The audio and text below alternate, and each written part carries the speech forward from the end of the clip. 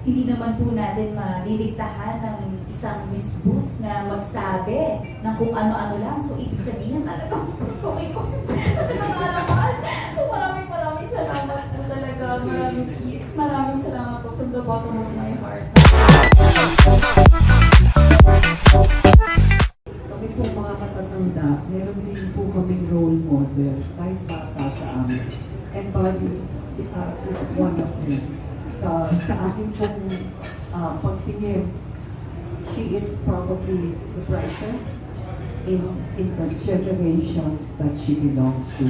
Kasi itong batang ito, may wisyo, pwede na mag-direct ito in 10 years. No? Ang galing sa nuances, magugulat ka, merong gagawin na ang naman sa eksena, pero hindi mo akalain na somebody as young as her would think up of that nuance.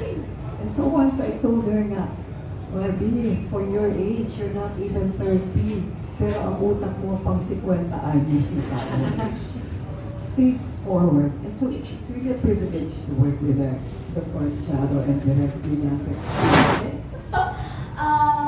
Nagulat po, syempre. Pero, You're almost like Terry-eyed na. oo nga po, hindi ko po kasi talaga akalain na di po ba na marirecognize po ang trabaho ko ng ganun.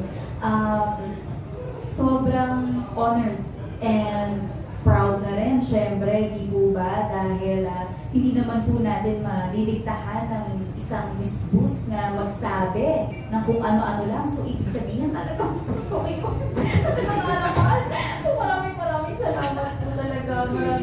Maraming salamat po from the bottom of my heart. Nako, grabe. Sobrang napaka-unbelievable po lahat na nangyayari sa akin ngayon.